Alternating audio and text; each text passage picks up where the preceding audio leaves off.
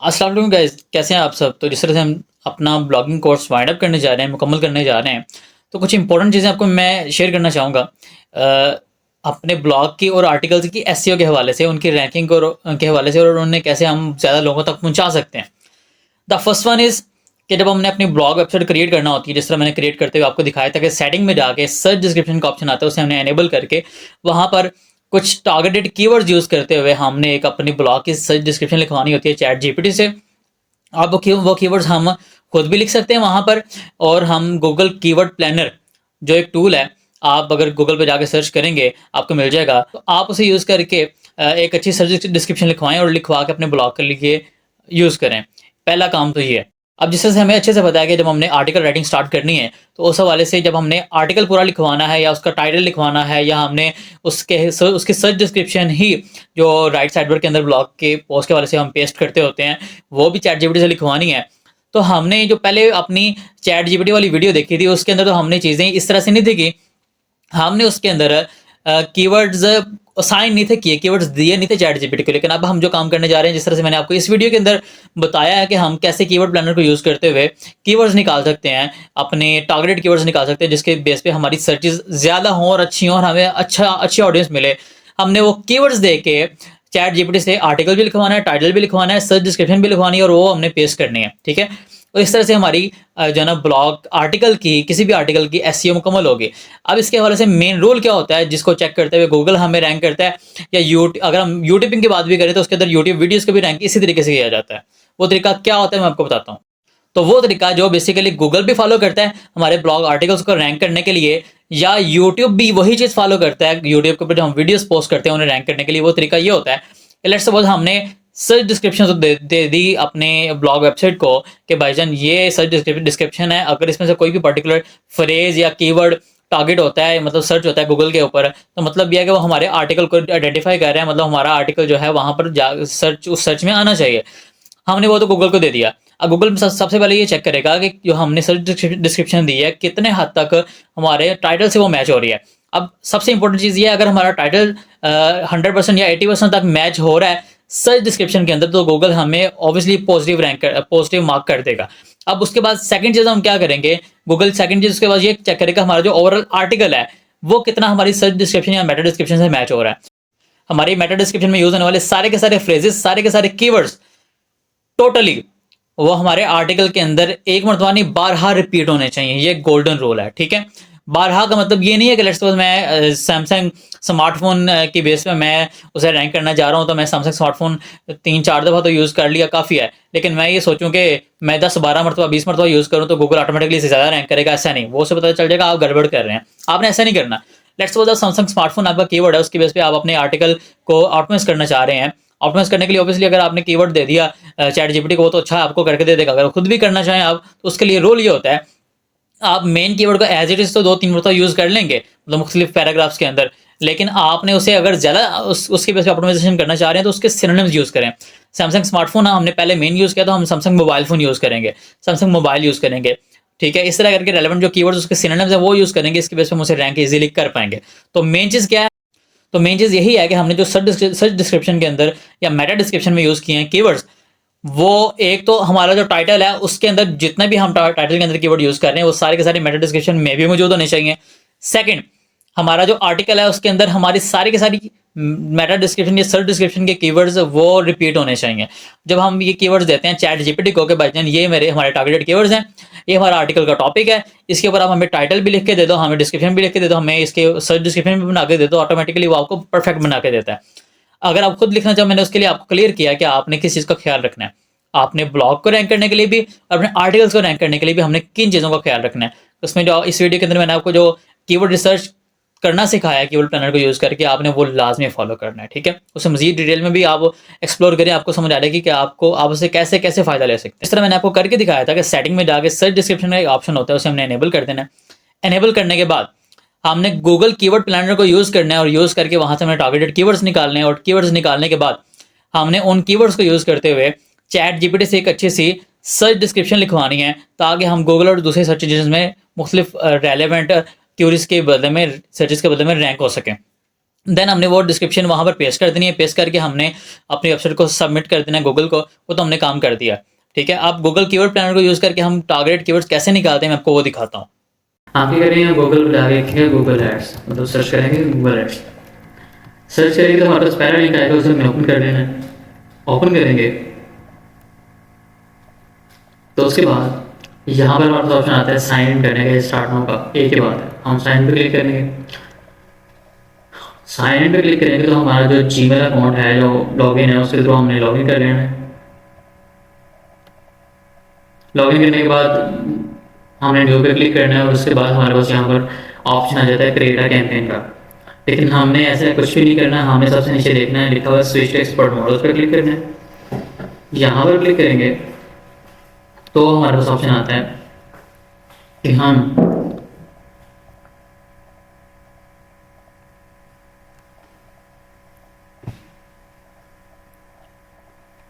Yes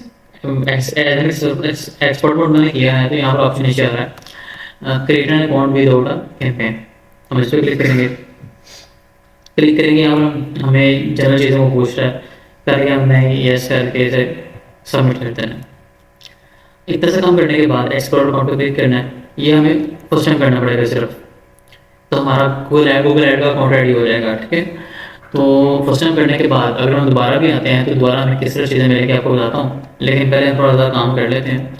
तो हमने यहाँ पर रेडी करना क्या है कि टूल्स एंड सेटिंग्स पे क्लिक करना है यहाँ पर। अब यहाँ पर आपके सामने कीवर्ड प्लानर लिखा हुआ है, इस पर हम क्लिक करेंगे। क्लिक करने के बाद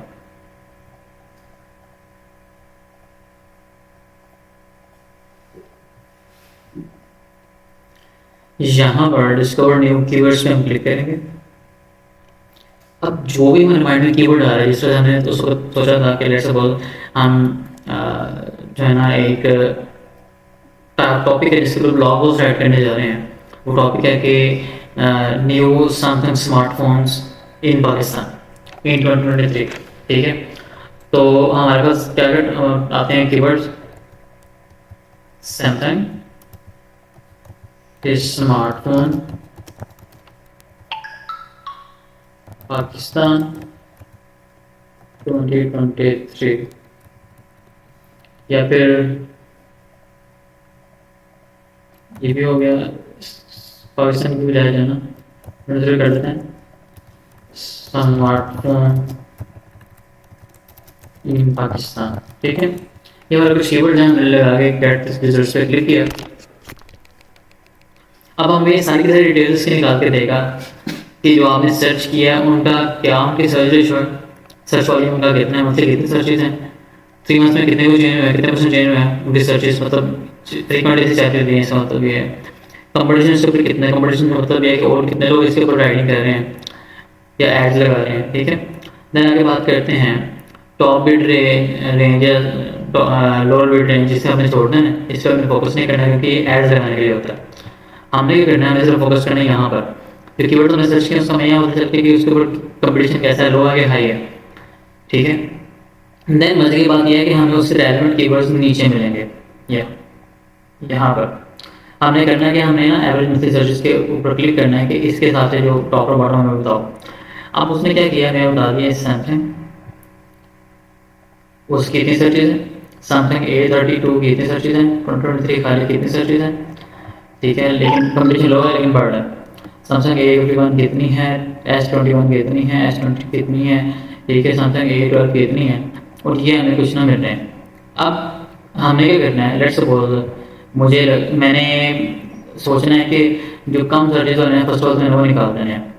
मैं यहाँ पर देखता हूँ तो काफ़ी सारे हैवी कीवर्ड्स मुझे मिल गए हैं। अगर मुझे कीवर्ड ऐसा मिलता है कि जिसकी रेंज कोई 100 के से कम है, क्योंकि मुझे अच्छे कीवर्ड्स मिल गए हैं, मैं क्या करूँगा, ऊपर वाले जो है ना कोई चांद देख रख लूँगा। खैर इसमें थोड़ा सा काम पहले करते हैं, थोड़ा सा अपनी सर्च को रिफाइन कर लेते हैं। वो कैसे कि हमने यहाँ पर कीवर्ड हमने लगा दी, यहाँ पर हमने लोकेशन चूज़ करनी है, कौन सी कंट्री वाइज चूज़ करना चाह रहे हैं, किस तरह चूज़ करना चाह रहे हैं, हमारी मर्जी। हम पाकिस्तान भी करते हैं, खाली पाकिस्तान तो हमने कर ली, हम पाकिस्तान या किसी सिटी का भी करना चाहिए, सिटी वाइज भी कर सकते हैं, गुजरांवाला, लाहौर, कराची, तो वो तो हम कर सकते हैं। यहाँ पर ब्रांड वाइज सर्च भी हम कर सकते हैं, हम कंट्री वाइज कर सकते हैं, और बड़े ऑप्शन मौजूद है।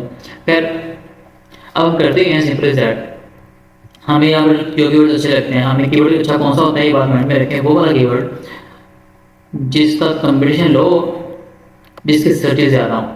आप जो आपको इस तरह कीवर्ड मिलते हैं जिसका कंपटीशन लो है और सर्चेज ज़्यादा हैं, ठीक है, आपने वो उठा लेने, वो अपने पिक कर लेने, और पिक करके आपने देखना ही है कि क्या वो कीवर्ड्स ऐसे हैं कि जो आप एज अ सिनोनिम या अल्टरनेटिव वर्ड्स के तौर पे यूज़ कर सकते हैं, ठीक है, तो आपने यूज़ कर लेना है। अब मिसाल के तौर पे मैं आता हूँ चैट जीपीटी के पास ही, मैं से कहता हूँ I am writing a new blog article on this topic.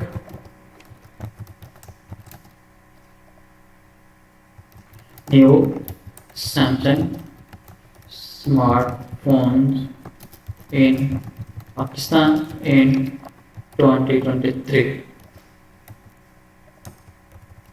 and I have found, या फिर से कहता हूँ कि please optimise my topic on या अकॉर्डिंग टू दोज कीवर्ड्स, ठीक है। अब अगर मैं इसे टॉपिक कीवर्ड देता हूँ और मैं इसे कहता हूँ कि जो है ना इन कीवर्ड्स के अकॉर्डिंग इसे ऑप्टिमाइज कर दो। अब यहाँ कीवर्ड्स में देता हूँ, सिलेक्ट मैंने क्या चूज़ किया, मैंने चूज़ किया जी सैमसंग A32,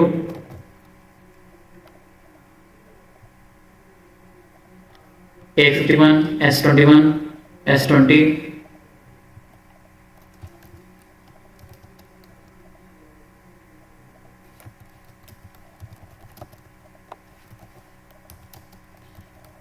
सैमसंग, लेट्स मैंने ये कर दिया, मैं करके इसे रन करता हूँ तो वो क्या करेगा, वो इसके अकॉर्डिंगली मुझे ऑप्टिमाइज करके एक SEO बेस्ड आर्टिकल का टॉपिक दे देगा जो मैं एज अ टॉपिक यूज़ कर सकता हूँ, ठीक है। अब लेट्स सपोज मैं इनमें से कोई चूज़ करना चाहता हूँ, मुझे लगता है यार ये वाला काफ़ी अच्छा बिकेगा, ठीक है, SEO के हवाले से मैं ये उठाता हूँ, मैं अब से अगली करी वही दूंगा कि भाईजान मुझे आप इस टॉपिक के अकॉर्डिंगली आर्टिकल लिख के देते हैं जिस तरह पहले करते थे, बाकी प्रोसेस वही होगा कि लेट्स सपोज मैं आपसे कहता हूँ कि please right detailed SEO based and user friendly article on this topic, ठीक है। मतलब हमें सिंपल सा काम क्या करना पड़ेगा, काम सिर्फ और सिर्फ हमने इतना करना है कि इनिशियली हमने जो अपना टाइटल फाइनलाइज करना है उसके हवाले से हमने कीवर्ड रिसर्च कुछ कर लेनी है, जो हमें लगे अच्छी कीवर्ड्स हैं हमने वो इसे देखे उसके अकॉर्डिंग करवा लेना है। अब इसके बाद भी हम जब काम करेंगे तो हमने फोकस यही करना है कि हम चाहे आर्टिकल लिखवाएं, हमने जो भी चीज़ें लिखवानी है उसके अंदर हम जो हमारे टारगेटेड कीवर्ड्स हैं उनके अकॉर्डिंगली ही वो चीज़ लिखवाएं। इसमें थोड़ी कॉमन सेंस आपने भी अप्लाई करनी, इरेलेवेंट टॉपिक या आर्टिकल या आपने कीवर्ड चूज़ नहीं करना, वही चूज़ करना जो प्रॉपर आपके कीवर्ड्स का सिनोनिम बनता हो, ठीक है। या अगर आपके कीवर्ड्स को थोड़ा बहुत तोड़ मोड़ के आगे पीछे करके भी किया जा सकता है लेकिन मीनिंग प्रॉपर बने, आपने इसे चूज़ कर लेना है, ठीक है। तो ये काम आपका है, आपने देखना है कि आपने इस चीज़ को कैसे करना है, ठीक है। बाकी अपना ख्याल रखिएगा, मिलते हैं इंशाल्लाह अगली वीडियो में। अल्लाह हाफिज़।